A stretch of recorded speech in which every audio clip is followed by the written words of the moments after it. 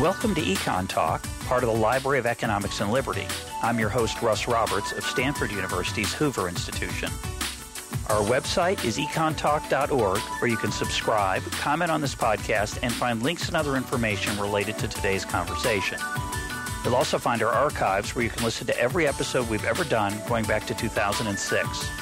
Our email address is mail@econtalk.org. We'd love to hear from you. Today is February 25th, 2016, and my guest is David Autor, professor of economics at MIT.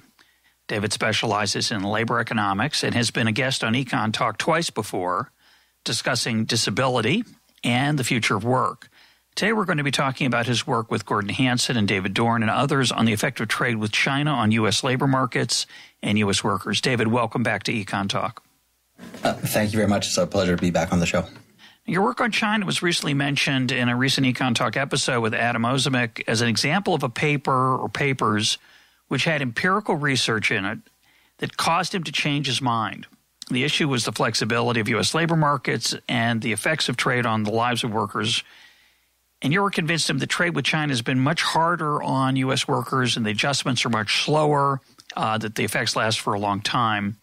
So we're going to talk about that work, but I want to start where you start at the beginning of your recent paper, The China Shock, with how the economics profession has looked at these issues. And there's been something of a consensus for a while that maybe is in the process of changing. But I want to start with the standard arguments that people have held for a while about free trade.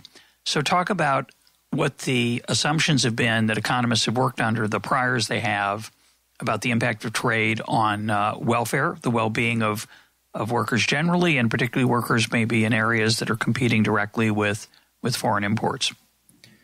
Sure. So the basic argument for free trade, an argument that I support, is that free trade allows countries to specialize in what they're good at, and by specializing that, they can sell those goods to the rest of the world and buy from the rest of the world the things that other countries are good at. So, rather than be do all my cooking and do all my cleaning and, make my own car and sew my own clothes and then go teach an economics class, I'm engaged in exchange with people within the world, within the U.S. and outside the U.S. And I focus on the thing I'm especially good at and trade for the rest. And so that's the general principle of comparative advantage. And that's it's as much true as it is between people as it is between countries or between firms within a country. And almost any conventional economic theory, including the ones I subscribe to, will tell you that that's going to improve aggregate welfare. The ability to focus on your comparative advantage makes all countries better off in aggregate. So, and if it didn't, they would have no reason to trade. So if they couldn't somehow get a better deal by making one thing and producing one thing, trading it with another country and getting the thing that country produces, they wouldn't do so. So in aggregate, trade is growth enhancing, increases the total output of countries, and there are other long-term benefits as well. It improves the competitive landscape, it improves the variety of products and services available, and it helps lots of countries grow and experience and benefit from the sort of technologies and innovations and variety of great stuff made around the world. So there's a very strong case for trade in general. Go ahead. Well, I was just going to ask, I just want to put a footnote in because a number of our listeners probably have taken or are taking an economics class that talks about comparative advantage, but many of them have not, and many have a sort of general idea of what the term means. And I just want to not so much correct what you said, but perhaps give a different way of looking at it and let you expand on that. One of the challenges is, I think you phrased it, you should specialize in what you're especially good at. That's not really a meaningful statement. You meant a lot of things in the background when you said that. So there are a lot of things I'm really good at. For example, there's a game my father played as a young boy called corkball, where you flip a cork underhand and hit it with a handle of a broomstick, and akin to baseball. I'm very good at pitching corkball. I have some great pitches. My drop is really spectacular. But that's not a good thing to specialize in, because it's not just – there's no absolute way to compare the things I'm good at across activities. And of course, even if I'm really good at, if we could think of a way to do that, if we had, for example, a time measure of how long it took me to do certain things and I could do them quicker than other people, that's not enough for that to be the thing I specialize in. Agreed. The way I think about it is I should get the things in my life as cheaply as possible. And one of the ways to buy stuff cheap, to get stuff cheaply, is to buy it from other people. And to do that, you have to have resources. And so I specialize in things that allow me to buy things that I couldn't otherwise produce cheaply by not trying to produce them myself, by letting other people produce them. And then in turn, the things that I can do, I'm getting in the trouble with the language, that I can do relatively well, meaning the things that I can do more cheaply for other people than they can do for themselves, they're happy to pay me to do those things. So I think I agree. I mean, just to embellish your corkball example, if there was a major corkball fan base that was, paying for television rights and so on, and paying to come out to games, and you were really good at it, you would specialize in corkball for a living. And you would hire other people to build your house for you and to clean and cook for you, for example. And so what makes it, when I say, what your comparative advantage is, it really means like what you can produce that the market wants, cheaply or better than others can. That's what your comparative advantage is in a market economy. And then, of course, you buy from the people who produce it more cheaply and better than you. They're focusing on their comparative advantage. And the example I like to use, probably used this a few years back, is Bill Belichick. Bill Belichick, the coach of the New England Patriots, was an economics major. And I think he's probably very good at economics. He really understands trade-offs in building an NFL roster, which is very, very challenging. And perhaps that's actually what he does better than anything else in conjunction with his general manager. But if he had been living in 1930, when the NFL I don't think existed yet, I think the NFL came into existence in the 30s or 40s. So if he had been an adult at the time when the NFL didn't exist, his comparative advantage wouldn't be coaching. It doesn't make any sense. So exactly. It's a complicated. It's not. It changes with your opportunities, with the prices and wages that you face, et cetera. It's an incredibly subtle concept. I just mentioned that because we teach it typically as a 2x2 matrix that I think masks the richness of the idea and the emergent nature of it. Absolutely. And there's another point that you hit on that also will become important in our discussion, which is that it's crucially about prices.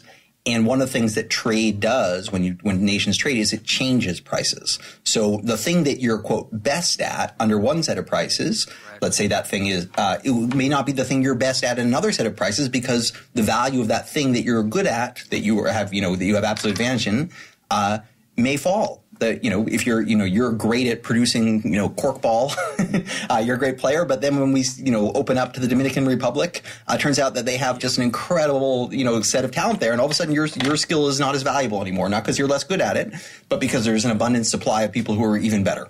Exactly. Let's turn to one aspect of this that's a little bit tricky, which is contrary to the way some people talk about it, and there's a little bit of subtlety here, but we'll get to that. Trade can be, quote, good for the United States, but not good for every person in the United States at a particular point in time with respect to a particular kind of trade. Now, Don Boudreaux has been a guest on the program before, likes to emphasize that trade – he likes to argue that trade doesn't hurt people. And what he means by that is that it's better to live in a world of trade, even if your particular skill is being punished maybe right now by a competitor overseas, than to live in a world of total self-sufficiency or no trade in the international world. And we often forget that. I think it's an important point to remember. At the same time, certainly trade with certain countries at a point in time is harder on some workers than others. And their well-being and absolute standard of living can go down. So talk about the issues there and when we think about national well-being, which is a little bit deceptive as a concept. Right. So that's exactly the distinction that's important to make, that trade is, you could say, the simplest way to say it is it's going to raise GDP in aggregate. So the total wealth available to the nation, the total quantity of goods and services produced will increase. But it's going to increase by more among some than among others. And it's quite possible that even though the pie grows in aggregate, certain slices shrink enough that individuals actually end up with a smaller piece of pie, even if there's more pie to go around notionally. So trade both increases the size of the pie, but it's also always been understood in theory to be strongly redistributive. In other words, go back to the Dominican Republic and corkball example. If we discover a vast supply of talented corkball players in the Dominican Republic, that's great for American sports fans. And they're going to be a lot better off than watching, not as good play, but it's not good for Russ Roberts. The value of your talent has all of a sudden been diminished. Just to correct, you said yep. Not as good play. You meant better play. They're going to better play. Yep, but that's right. So there'll be better players, and so the supply, the entertainment value of corkball will rise. The advertising revenue, the stadiums will be filled, but not good for Russ Roberts because if you're one of those competitors, all of a sudden you're playing in the farm league instead of in the majors. So the supply of talent has increased, and your market value has declined. And in general, although it's an extremely stylized example, you can kind of show in a straightforward blackboard exercise that the size of the pie from that growth from improvement in quality will more than offset the losses to Russ Roberts or to all the domestic corkball players. However, the gains go to a different set of people, right? They're going to the consumers, or they're going to the leagues. They're certainly not going to the corkball players who used to be the stars and are now the also-rans. So just as a footnote, and don't worry, listeners, I'm going to talk less and David's going to talk more as we get deeper into this. But these are really important issues, and they came up recently in another episode. I just want to mention that when I started teaching trade theory to my macroeconomics students and what's called the deadweight loss from a tariff or quota, which is a fabulous source of exam questions, and also intuition about how the world works. I want to say I think it's a very valuable general set of skills, but I used to talk about the loss to America or the gains to America, and then I'd wave my hands and say, and of course, they don't all accrue to the same people, but the gains are large enough to outweigh the losses, and therefore trade is efficient.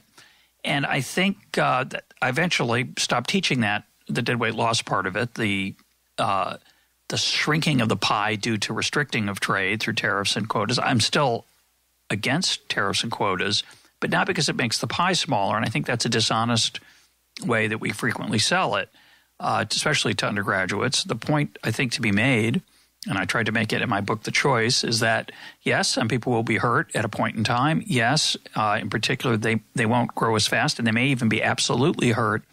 But the world that their children and grandchildren inherit will have a lot more opportunity and a higher standard of living. And we care about our children and grandchildren, and most of us would make that swap willingly, and some of us don't have to make that swap. We get a better world and for ourselves and for our children and grandchildren.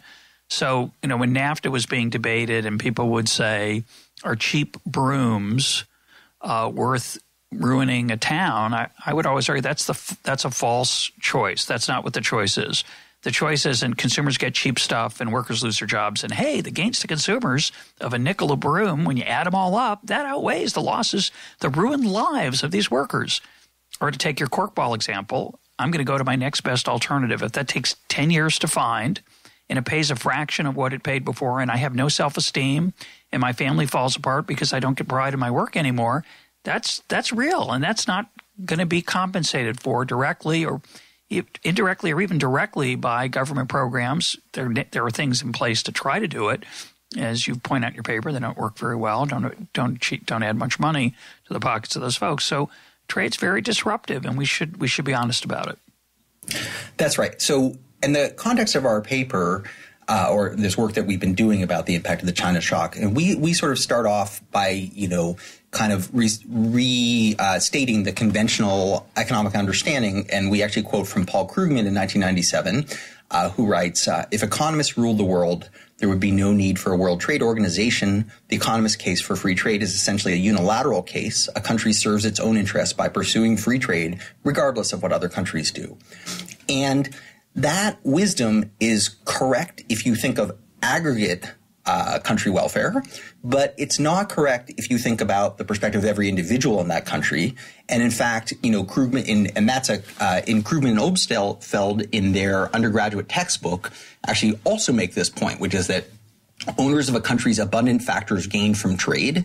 I'll say what that means in a second. But owners of a country's scarce factors lose. Compared with the rest of the world, the United States is abundantly endowed with highly skilled labor, and low-skilled labor is comparatively scarce. That means that international trade tends to make low-skilled workers in the United States worse off, not just temporarily, but on a sustained basis. And so economists have sort of long understood those theoretical points. But in reality, we hadn't seen a lot of evidence that said that trade was actually very disruptive for low-skilled workers in America. We've seen a lot of contraction of manufacturing over time, but much of that is technological. And in fact, manufacturing in the U.S. has been on the decline since the end of World War II. 70 years. And so, exactly. And so it was reasonable to sort of develop the idea that although those costs existed in theory, those sort of disruptive losses to, for example, low-skilled workers, in practice they were sort of second order. And I think that view was correct at a time, and that was the kind of Bretton Woods era of trade before China's rise, when a lot of the trade that we saw from the rich world was basically rich country trade. So France sells us cheese and we sell them aircraft engines, right? And we buy, cars from Germany and sell them machine tools. And so it was a lot of, high skilled workers competing with one another, but focusing on different areas of expertise. And what changed with China's rise, starting in the early 1990s, was that all of a sudden a very labor-abundant, low-skill-intensive country that was quite large and size is quite significant in trade because it affects how much you can move into the world market. It all of a sudden became it opened to the world and then sort of marched up to the technological frontier from being decades behind it and created a flood of extremely competitive, high-quality products that directly competed with low-skill U.S. workers as well as workers in other countries, including things like textiles, shoes, commodity furniture, plastics, rubber products, dolls. My co-author, toys. My co-author Gordon Hansen, likes to say, if you go into Walmart and buy yourself a plastic doll, a raincoat, and a pair of cheap high heels, you've just made a trip to the Chinese manufacturing sector. Yeah. And so that all of a sudden the redistributive face of trade became very, very evident because we had an unusual situation where an extremely large country, meaning capable of supplying a lot of the world's manufacturing demand, all of a sudden just came online. It's like it hadn't been there. It's like we discovered oil. And its development was so rapid. I mean, it's sort of unprecedented in contemporary world history to have a country that is so backwards technologically all of a sudden becomes so competitive. And it has an educated workforce, relatively educated and skilled, hardworking. And then, Deng Xiaoping opened up these special economic zones. He said you can use market prices, you can import Western machinery, we're going to allow foreign direct investment. And I don't think anyone, in fact, it's clear that almost no one anticipated how quickly that would move, and and let me be clear, it's been great for China. It's brought hundreds of millions of people out of poverty, the fastest movement out of poverty in any time in world history.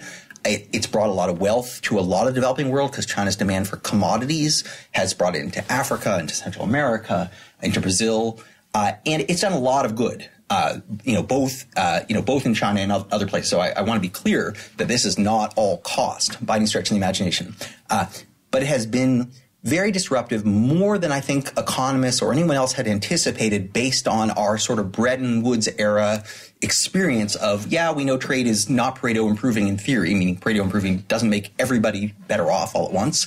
But in practice, that sort of doesn't show up so much. Well, it showed up. It showed up a lot. Give us an idea of how big a change that is. I was shocked myself to see China's impact on world manufacturing output. A hard thing to measure, by the way, but something we make an estimate at. So China's share of world manufacturing exports, measured in dollar terms, went from approximately 2% in 1990 to about 17% in 2012. If we look at its share of value added, meaning the actual value, the actual sort of improvements it makes. So to going, when you take a raw material and turn it into a finished product, part of the value is the raw material. You shouldn't count that as your output. So the value added, the difference between what you buy and what you sell, effectively, its share of world manufacturing value added went from 5% to 25% in that period, which is just remarkable. Yeah, and that has certainly, corresponded to a big decline in by definition, in the shares of many other countries, but particularly the United States, actually. And it's not because the U.S. was such a large exporter of many of these goods that it's buying from China. It's that it was producing them for itself. So the U.S., you could think of the U.S. was, buying from itself. It was buying leather goods and textiles and plastics and toys and commodity furniture, the kind of stuff you'd see at a Walmart or a Target, producing it for itself. And all of a sudden, it found, wow, it's actually cheaper just to buy it abroad than to make it here. And that led to a substantial decline of employment in import competing manufacturing plants. And some of those plants are, quite large. So, furniture plants that employed more than 10,000 workers. There was, a not trivial number of them, and almost all of them closed up, because it's actually labor intensive work. Making furniture is labor intensive, and especially if you're doing fine sanding and if you're doing urethaning, it's different. When you're making couches, you're just kind of slapping on some cloth and stapling it. But if you're actually making finished furniture, it's very labor intensive, and labor costs in the U.S. are considerably higher than they are in China, especially around 1990 or 2000. And so though a lot of those firms or those plants just kind of got wiped out, and we estimate the numbers in our work. It's somewhere on the order of conservatively about 1.5 million workers. So I want to put this in perspective, and I want to make sure people understand the sort of standard arguments that I'm sympathetic to, and that you are too, but up to a point, only up to a point. This is nothing new.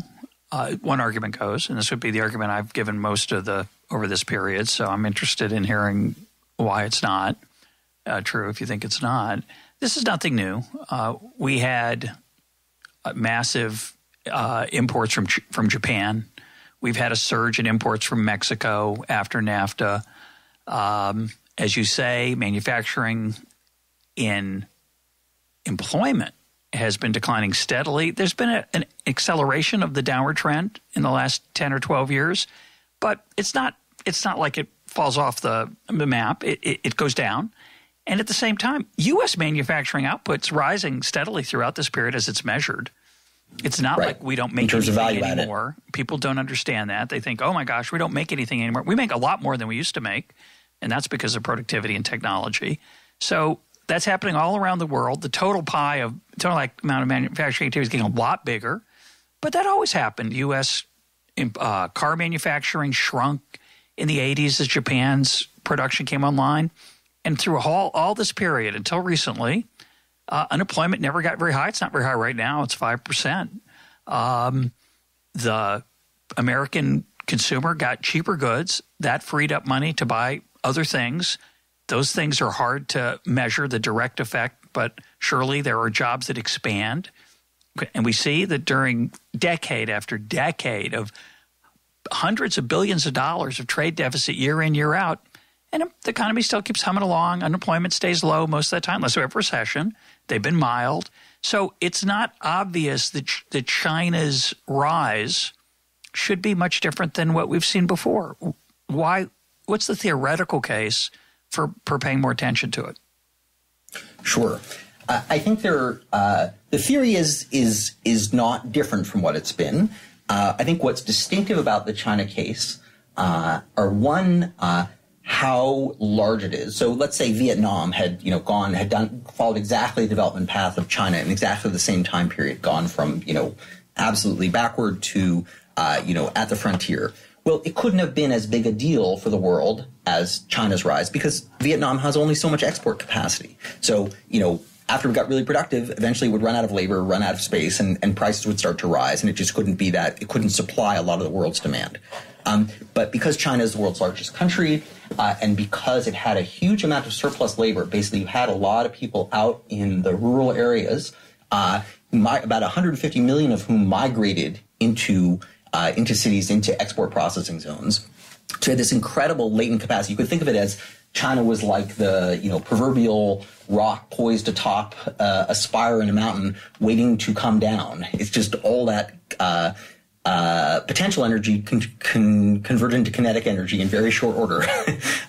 So that's one factor, is how quickly it occurred and how big the country was. A second was its extreme specialization in labor-intensive production, right? Its ability to make goods that require just a lot of human hours, and textiles and leather, and also even electronics assembly, a lot of plastic things. They just require a lot of hand assembly.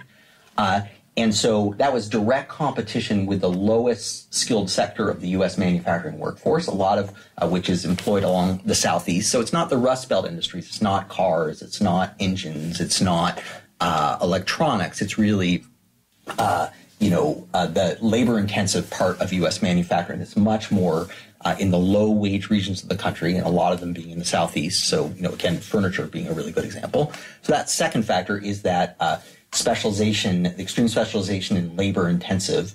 Let's see, is there a third factor? The other thing, actually there is a third factor. In fact, there's two other factors. So a third factor is the WTO. So China's accession to the WTO, joining the World Trade Organization in 2001, led to a kind of inflection in U.S. trade with China that no one had anticipated. There's again another case of unanticipated consequences, and it's not clear even today why it happened so dramatically, because China already enjoyed most favored nation trading status in the United States, so it already got the best deal in terms of the rules and tariffs we apply. And so the WTO accession basically just sort of formalized that and said, okay, this is not going to happen year to year. This is for keeps. And so it didn't nominally change the tariffs facing China to any substantial degree. But the best interpretation of what actually happened, this goes to Peter Schott at Yale and his co-authors, is that all of a sudden the uncertainty was resolved. The country said, "Oh, okay, all right. Well, this is good. Let's go for it. Now let's move production. Let's move production overseas. Now our property rights are secure. Our markets are going to be stable. So this is a keeper. Let's go all in." So. That's the third factor, is the WTO accession just really caused, it just went from, it was already going 60, it went from 60 to 100 in very short order. And it's very striking when you see in the data. And everyone was, I think just about everyone was surprised by that as well.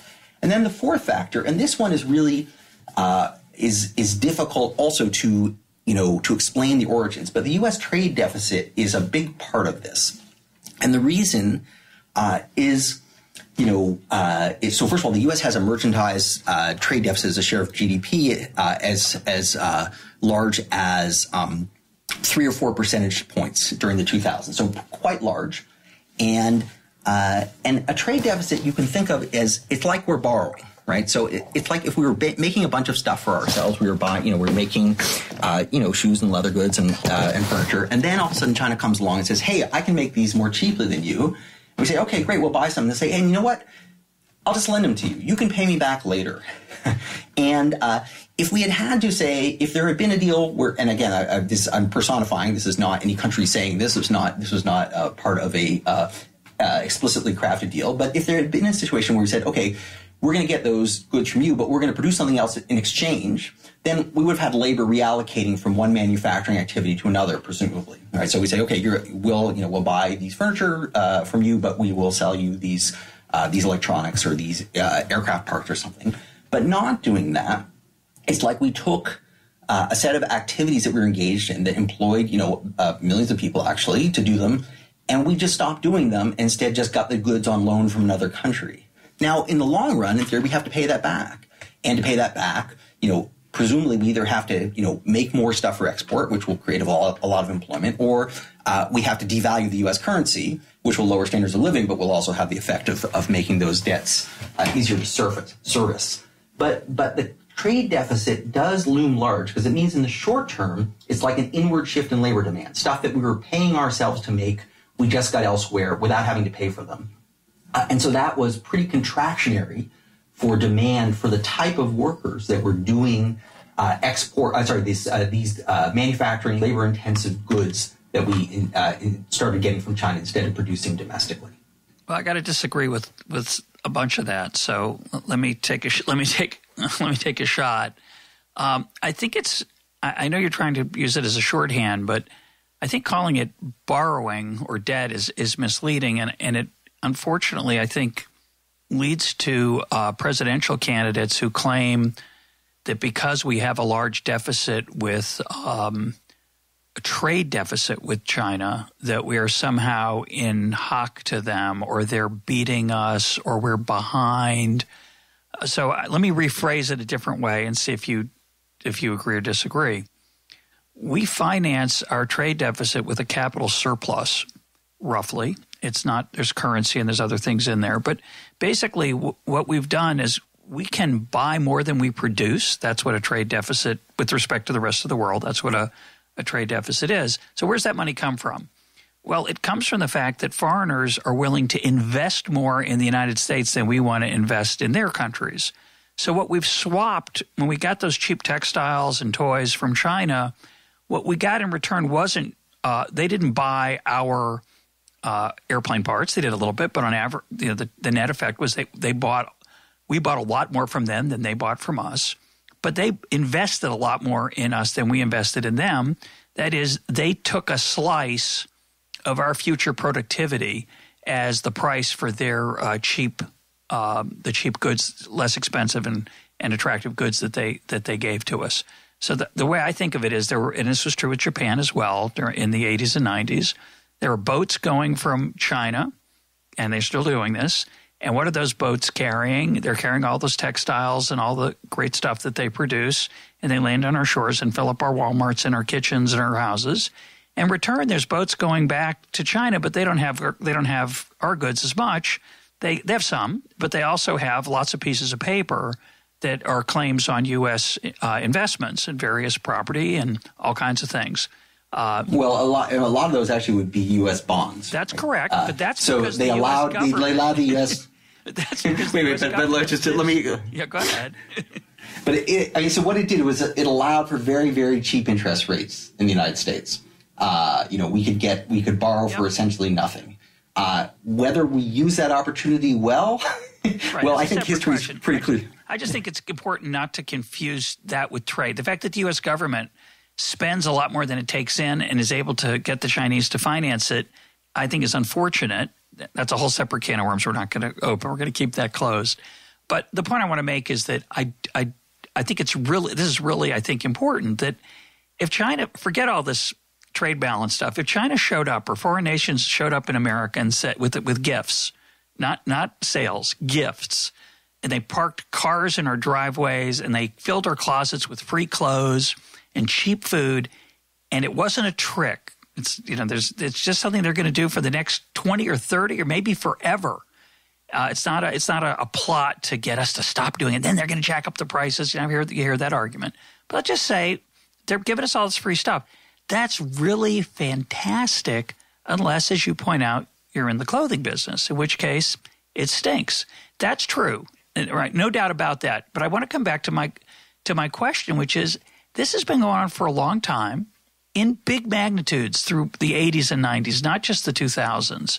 It did not appear to have – let me phrase the question a little more pointedly. The last three recessions have been pretty disappointing in terms of job growth. Those effects suggest there's something has changed in the U.S. labor market. So it's not China that's the problem. It's something else that China is letting us see, which is that the one-time flexibility of the U.S. labor market, the ability of, say, the auto workers of the 1980s or the defense workers of the 1990s after the the Cold War ended, a lot of people were thrown out of work, had nothing to do with international trade. It had to do with the fact that our Defense Department could shrink, which was great. And those people found other work, just like they had when other things changed.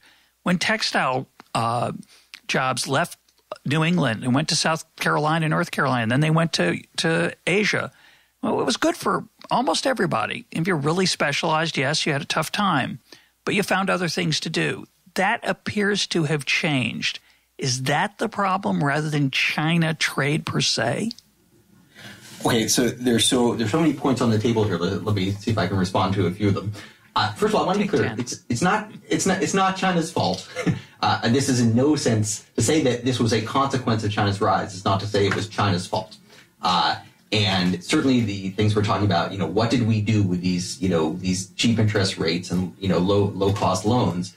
You could say that it was a squandered opportunity, right? That didn't have to be the case. Many other countries that responded to China's rising productivity by importing Chinese goods from China, but then selling China other goods. So Germany did that. Germany runs a trade surplus with China, and most of Europe is relatively more in balance. So the reason I bring up the trade deficit is not because there's something intrinsically wrong with trade deficits. They are an opportunity. Basically someone's lending you something or making an investment in you, and you can use that as you like.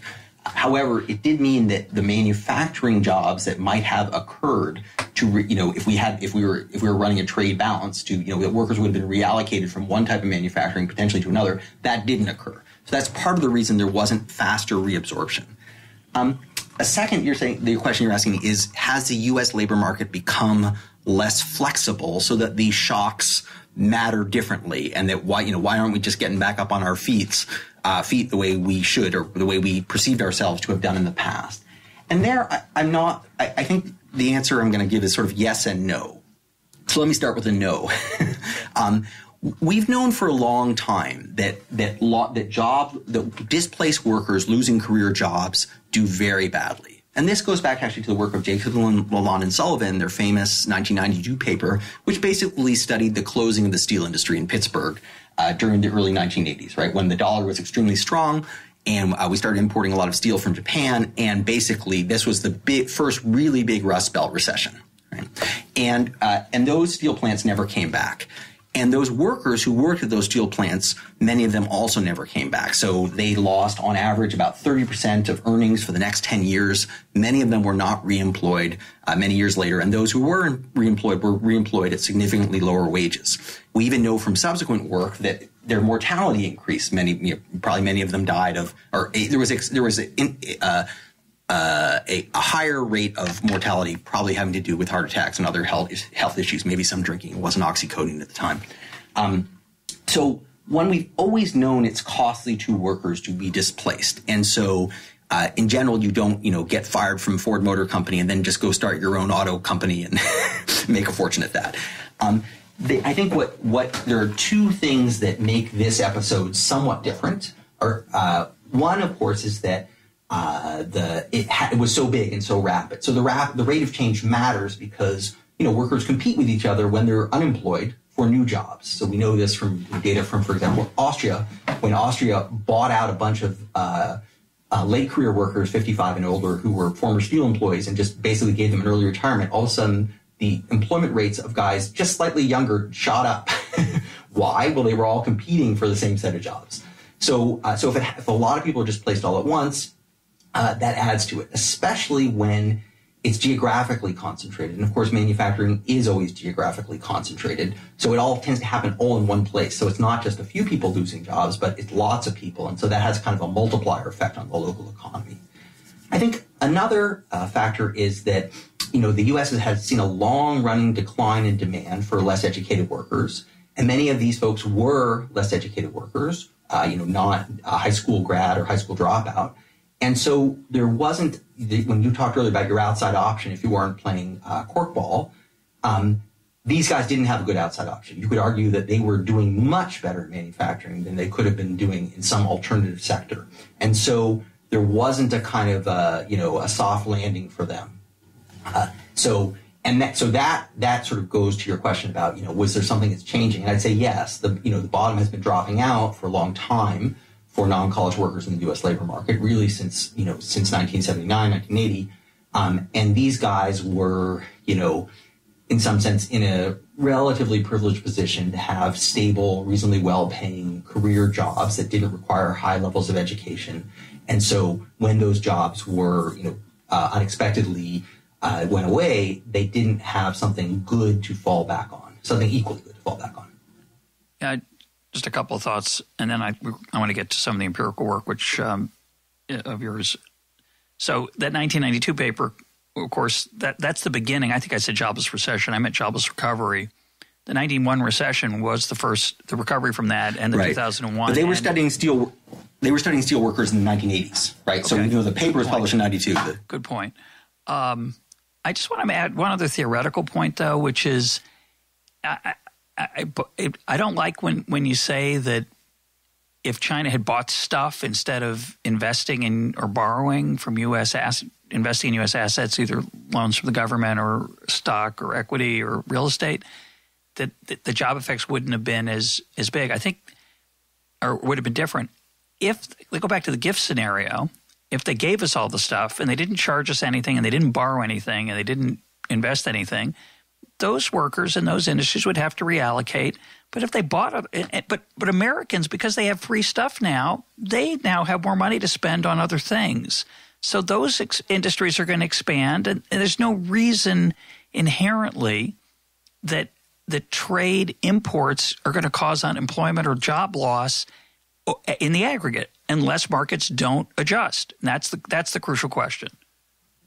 Sure. So, agree. If they were given as gifts, it would be incredibly disruptive, right? Even though it would increase aggregate welfare, right? We're getting stuff for free that we used to have to pay for. So, lots of people are going to be better off. It's just that a subset of people are going to be much, much worse off.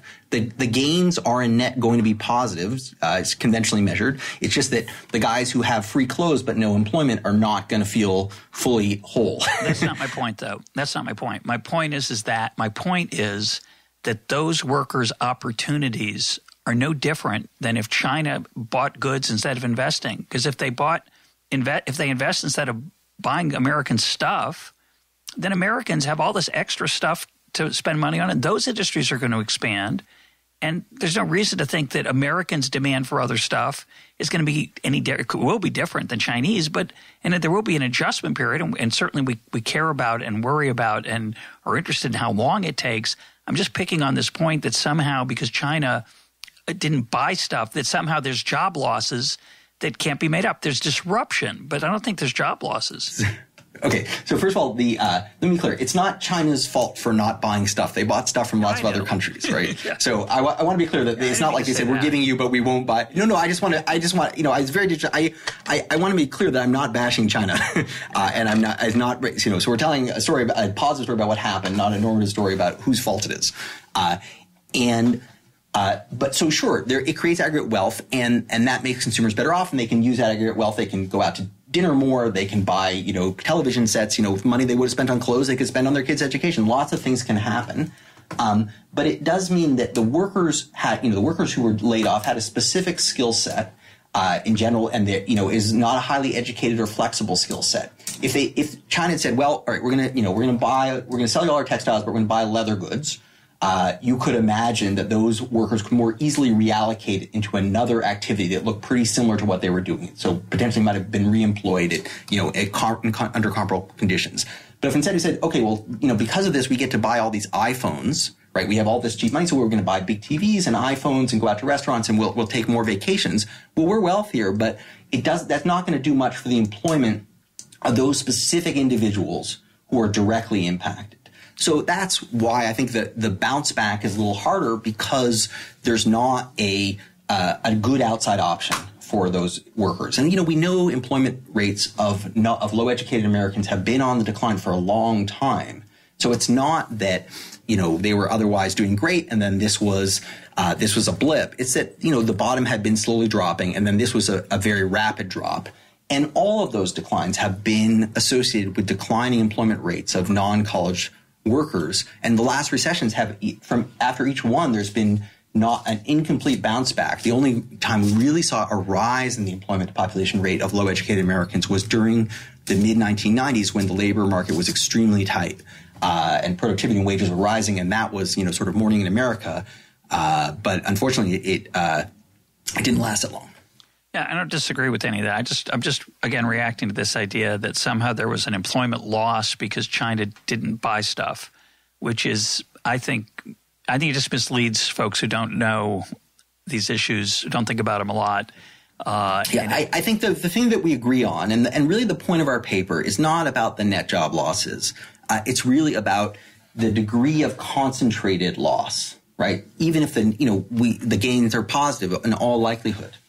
In net, is that it was very devastating the way that people were not expecting to specific subsets, specific regions that went from being relatively robust manufacturing centers to being rather blighted, or at least to a subset of people losing career employment and not being able to find good alternatives. And that's what we're trying to draw attention to. The other part of the calculus, which is the net gains are very likely positive. However, the distributional costs, which we've always known about in theory but hadn't seen a lot in practice, we now saw that very, very clearly. And I can talk more about how we did that if that's helpful as well. Let's turn to that. I just I agree with everything you just said. I just think that all kinds of changes, technological change, changes in tastes.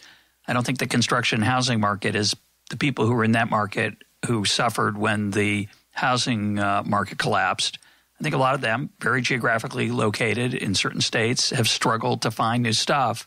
And so I think to me, and I'm happy to hear a broader perspective, but to me, what your work so far highlights to me is that labor markets and geographical mobility are not what we thought they were. And so in response to all these kind of changes, certain types of people, especially with narrow skills or less education, are really struggling.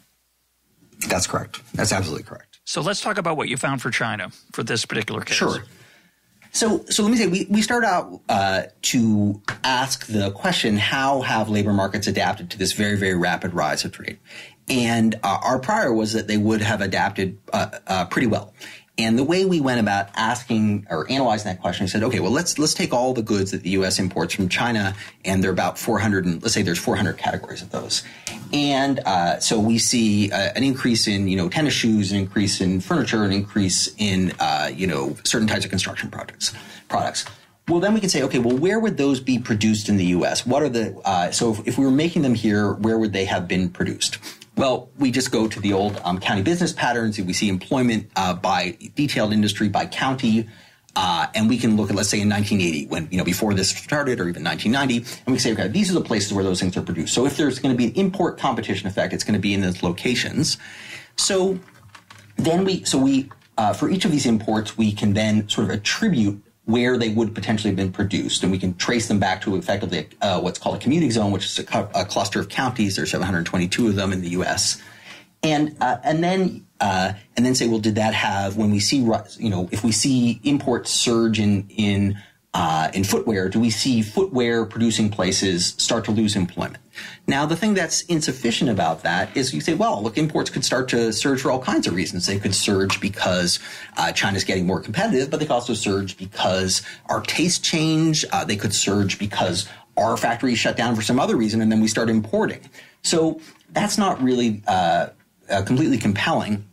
We really want to focus on the part that is due to China's rising competitiveness, its rising productivity, its falling trade costs, and so on. So what we do is we look at the same goods being imported to 8 other wealthy countries. So we choose these 8 countries because there's harmonized data, but they're like Austria and Australia and Japan and so on. And we look at when exports from China in a particular category surge to all those countries simultaneously, and we say that's very likely. Again, we can't perfectly trace it, but that's almost surely due to China's falling costs, rising productivity, rising quality, and we use that to predict the import growth in the U.S. by category, by each of these 400 product categories, and then look at that predicted component and how it relates to changes in employment in manufacturing in each of those locations. And it's actually, that may or may not have sounded too complicated, but it's actually incredibly visually striking. You see it right away. It jumps off the page. And I think that's why this research, as your prior guest said, changed some minds, because it's quite strict, transparent. You can find locations and you can see what's happening there.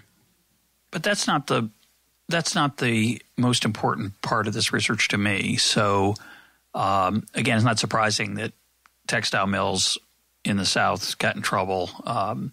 What we're really interested in, and it's not surprising that Lowell and Lawrence aren't what they used to be, because what we really care about is the people there. And a lot of those people, when they see that the mill is gone or the factory's gone, they move and they change. Or their example I like to emphasize is that their kids notice, I'm not going to grow up and work in that factory, and I better graduate from high school. I better go off to college if I can, even though it might be a community college because the parents don't have a lot of money anymore, or to a public university. So I think the more dramatic thing you find is how long it takes for the people in those areas to recover.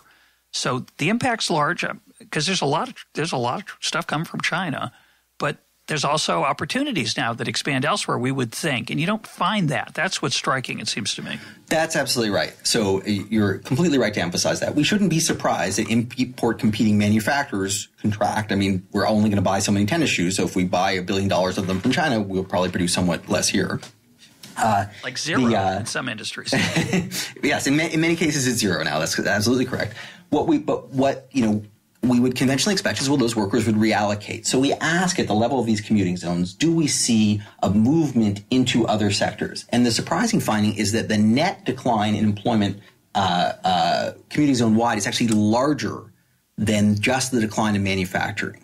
In other words, there seems to be a general slowdown of economic activity, not enormously larger, but about a third again larger, which is consistent with the sort of, the Detroit effect, you might think, where an area, loses a lot of manufacturing, then it becomes somewhat blighted. Or, people also stop going out to restaurants and they stop going to movies and they buy fewer consumer goods. And so that actually spills over and reduces household incomes, reduces employment rates, causes more people to exit the labor force, not only to become unemployed, but to become non-employed, meaning they say they're no longer searching for work, and additionally to claim public benefits programs. Now, you might think those benefits are unemployment and trade adjustment assistance, and that's true. Those programs are very responsive in proportional terms, but those are actually kind of small potatoes. The much bigger transfers spurred by these trade shocks are actually disability payments, which you and I have talked about on this program a number of years earlier, and early retirements, and Medicare, Medicaid, TANF, which is, and SNAP, which is food stamps. And those programs are not intended to spur employment. In fact, in the case of disability, they are really the opposite of employment. And so they don't facilitate, they do shield workers to some degree against income shocks, which is a good thing, but they do not have the incentive properties to help people get back into the labor market, unlike unemployment insurance or trade adjustment assistance, which are designed at least. Exactly. They're temporary and they have incentive effects for, return to work or even for training in the case of trade adjustment assistance. So that was another thing that became very clear in our research, is that part of the adjustment mechanism was onto other benefits programs that were not, designed as labor market programs. So here's the story. We're going to come back to how reliable those. We haven't really talked about the magnitudes because I want you to talk about that. Why don't you talk about that first? How big are these effects?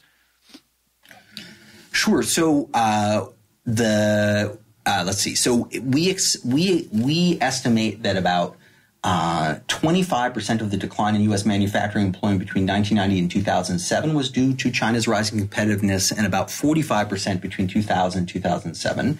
The total, and these are, I want to be clear, these are conservative estimates. We're only taking account for the piece of variation that we can confidently attribute to the productivity side, as opposed to just whatever else causes imports. So in net, that would be a reduction of about 1.5 million manufacturing jobs.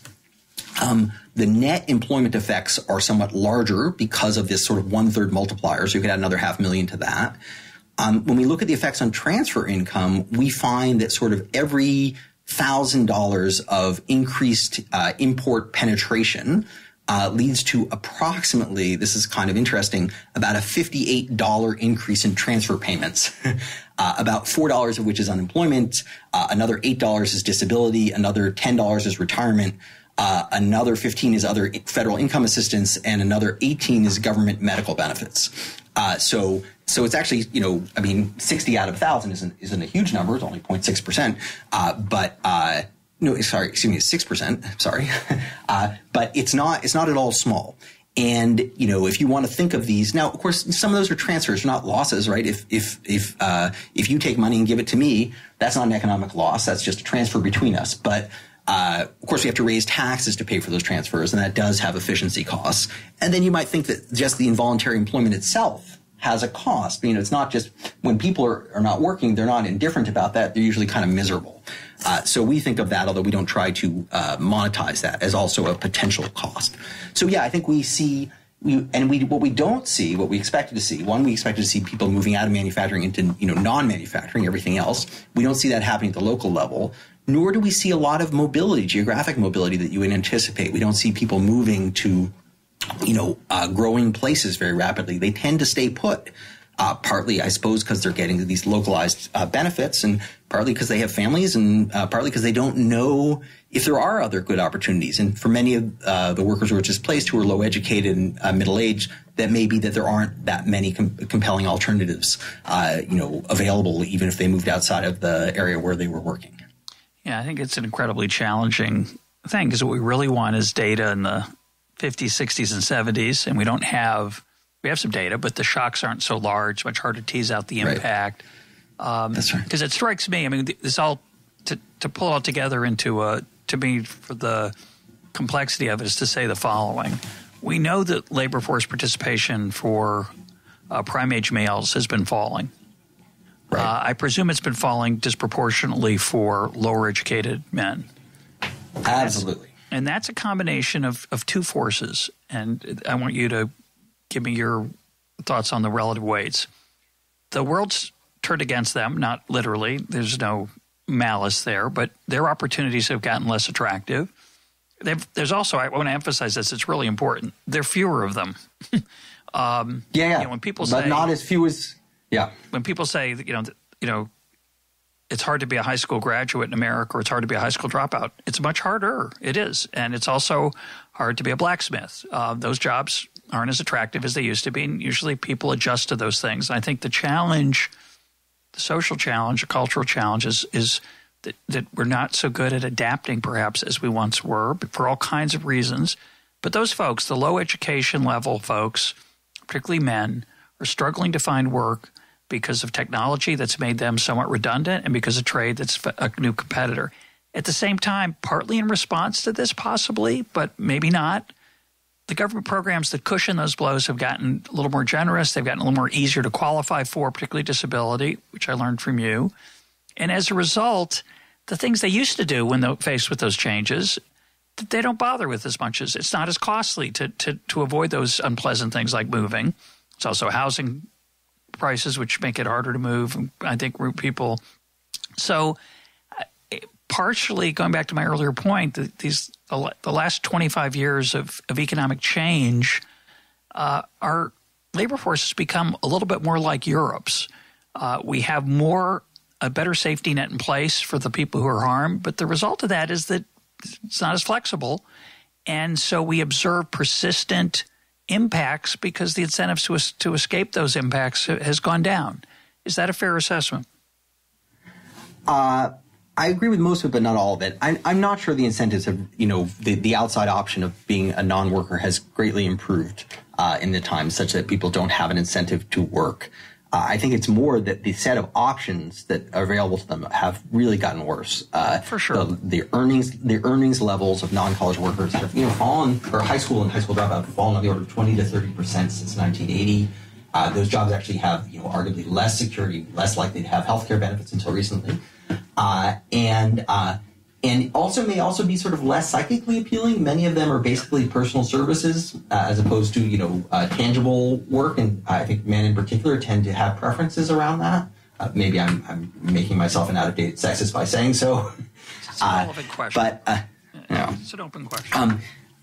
But I do think I agree with you absolutely that technology has played a very big long-term role in this, and that is the more important. If I had to say which of the two forces was the most important, I would say it was the former. It was technology. Trade really wasn't a very big deal for what was happening to low-educated male employment in the U.S. in the 1980s, except through the sort of the the dollar shock. So I think technology has led to a lot of redundancy. There's just a lot less dexterous physical labor to do in manufacturing and even in warehouse operations. There still are, by the way, very good trade jobs. When I say trade, I mean in the trades, in the skilled trades like electrical work and plumbing, and sometimes there's the construction and skilled repair. So I don't want to say that that's all gone, but there's less of it. You're definitely right that there are many fewer as a share of population low-educated workers than there used to be. The irony is that the supply has not shrank as fast as the demand. So even though there's only a third as many as a share of population in 2015 as there were in 1980, it seemingly demand has moved inward even faster, such that their wages have fallen, such that employers view them as still less scarce. Now, a good side of this, of course, is that people have been responding by investing in education. Right? People, many more people attempt college, and more of them complete it. Not as many as should, and this is a different discussion. But, yeah. See my conversation with Brian Kaplan. Go ahead. Yeah. Mm-hmm. Yeah. We are seeing people adapting, but there are a lot of people left behind, and they do.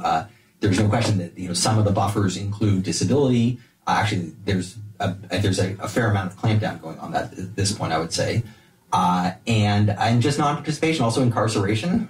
So there's a lot of long-term losses. I mean, the sort of vision of we get hit, we fall down, we get right back up, and go back to the next thing. That is, the data do not support that as having been the main story for the last 20 years or so.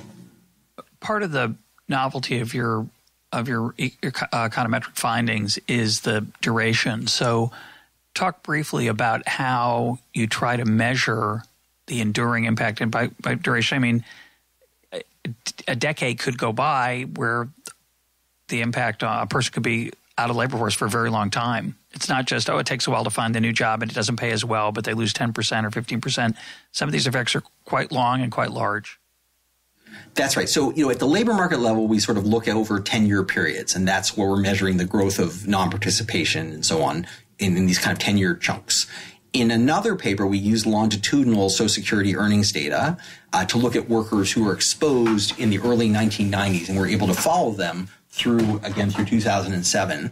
And what we see is, it's quite a bifurcated picture. So on average, if we look at workers employed in trade-exposed industries and firms, around 1990, 1991, the sort of top third of them, the highest earning third, or probably the best educated, we can't measure education in those data, but that's what we infer, they do fine. I mean, they change employers. There's no question that the shock affects them, but they move to other manufacturers or even outside of manufacturing. They don't seem to lose wages or have significant chunks out of labor force. And so on average, actually, the effect isn't that large. But if you sort of look at the bottom tercile of workers, the people who are sort of the lowest earning third among full-time workers within their age cohort, those guys, they just seem to lose employment and earnings in a way that they are not able to recover from, in the sense that if they stay with the same employer, their earnings are lower. If they move to another part of manufacturing, their earnings are lower. If they move outside of manufacturing, their earnings are lower. So it's as if they were,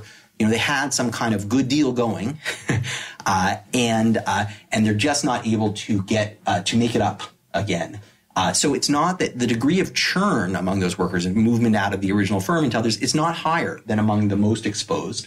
The highest earning, equally exposed, highest earning. It's just that the high earning guys seem more adaptable. They're more adaptive. They have other outside opportunities. And one thing that we do see in the data is that people often move to another sector initially that then also gets hit.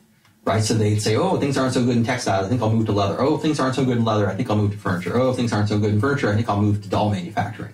And and it's logical because those industries are using the same skill set to some degree. That's why they're all moving to China. Yeah, exactly. But it means that the same workers are kind of are arguably repeatedly kind of unpleasantly surprised by the thing that happens next.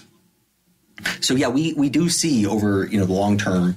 It really is on average the effects aren't that large at the individual level, but among the people who are initially have less experience and have initially low earnings levels, the effects are very pronounced. So we didn't get into the deepest part of the econometrics here, which is too bad. And that was the subject of a different episode where we talked about how convincing those things are. But putting that to the side, you have to do some fairly fancy things to try to isolate the effects of just China per se. And I'm just give me a subjective estimate of how confident you are in the magnitudes and how sensitive. I always like to ask, how many regressions did you run? And I know the answer is a lot. So you tried different specifications. Some of them were more convincing maybe than others.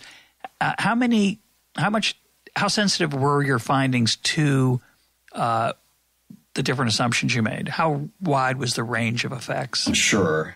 So let me give a kind of multi-part answer. So first of all, we're absolutely certain that there is a real effect and that it's not a small effect, right? Like, you could, if you held a gun to my head and the gun would fire if I were, uncertain or lying, I would still be standing because it's just very, very clear.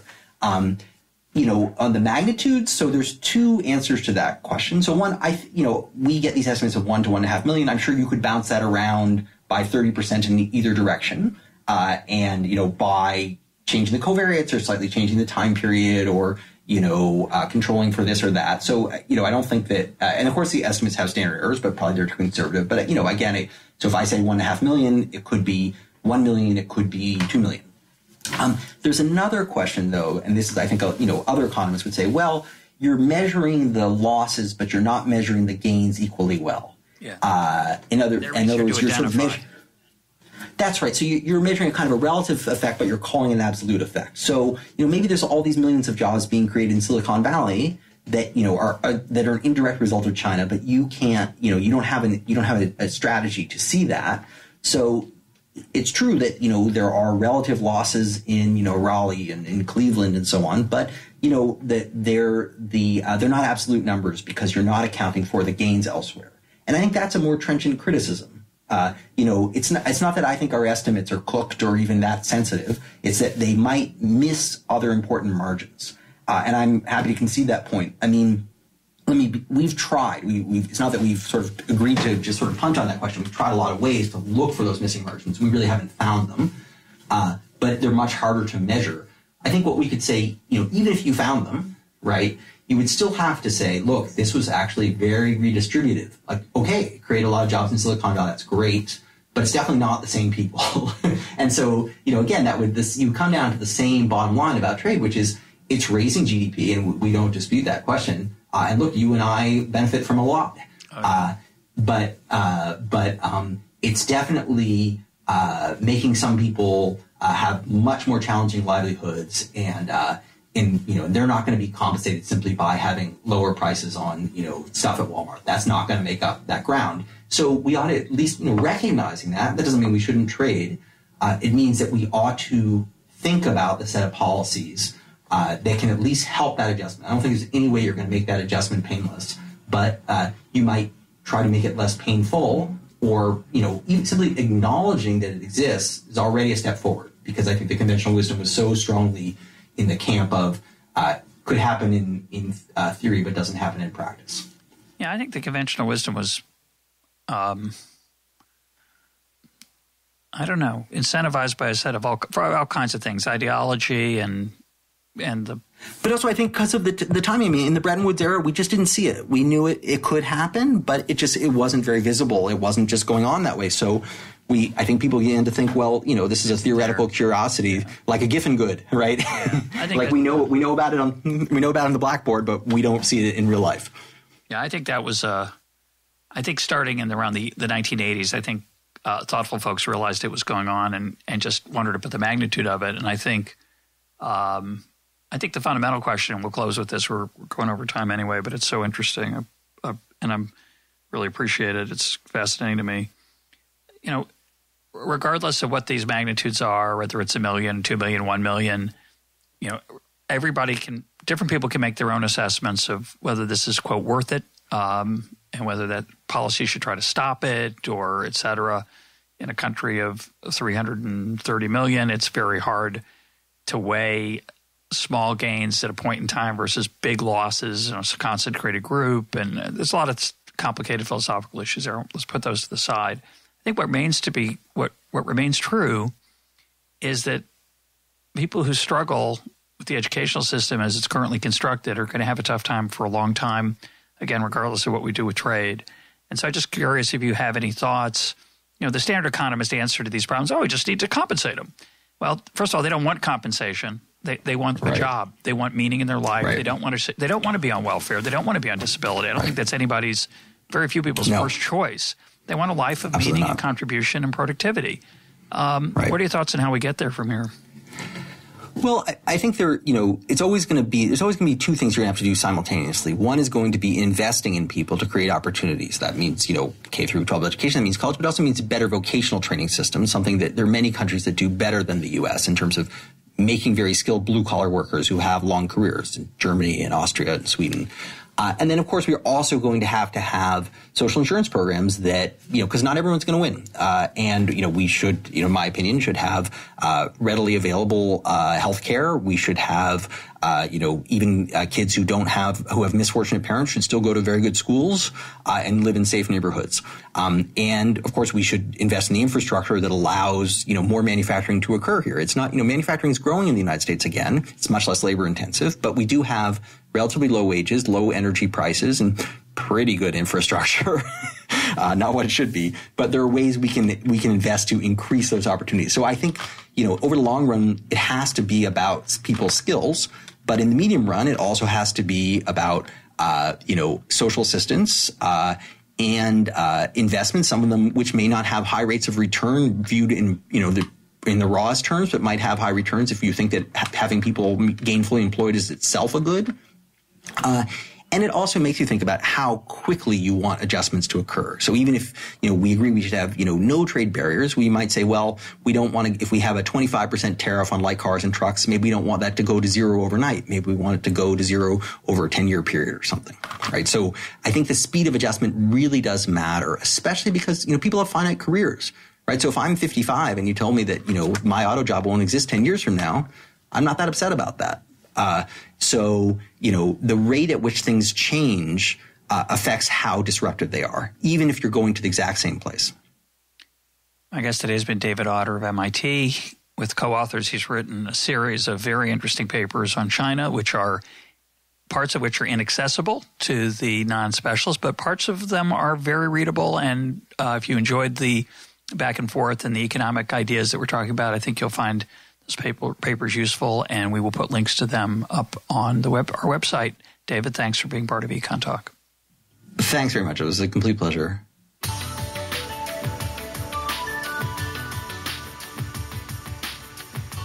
This is EconTalk, part of the Library of Economics and Liberty. For more EconTalk, go to econtalk.org, where you can also comment on today's podcast and find links and readings related to today's conversation. The sound engineer for EconTalk is Rich Goyette. I'm your host, Russ Roberts. Thanks for listening. Talk to you on Monday.